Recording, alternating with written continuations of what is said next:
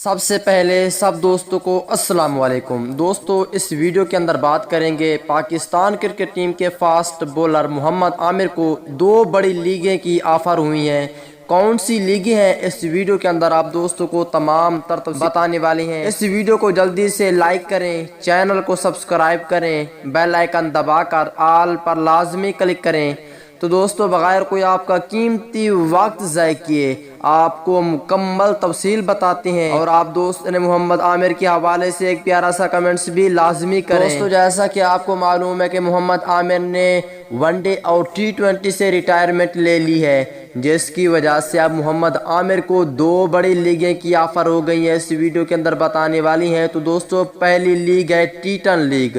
تو دوستو T10 league شروع ہو رہی ہے جنوری کے مہینے میں۔ محمد عامر کو انٹرنیشنل کرکٹ سے ریٹائرمنٹ کے بعد لیگ کرکٹ کھیلنے کی آفرز آنے لگی۔ تفصیلات کے مطابق گزشتہ دنوں پاکستانی فاسٹ بولر محمد عامر نے بورڈ کے دوہرے معیار اور دفاعی طور پر ٹارچر کرنے کی وجہ سے T20 اور ون ڈے کرکٹ سے ریٹائرمنٹ کا اعلان کر دیا تھا، جس کے بعد انہیں بگ بیش کھیلنے کی آفر ہوئی ہے۔ ذرائع کے مطابق محمد عامر بگ بیش لیگ کی ٹیم میں کھیلیں گے اور اس کے بعد جنوری کے مہینے میں T10 لیگ بھی لازمی کھیلیں گے۔ یہ 2 لیگیں کھیلیں گے محمد عامر۔ اگلی ویڈیو تک اجازت دیجیے، اللہ حافظ۔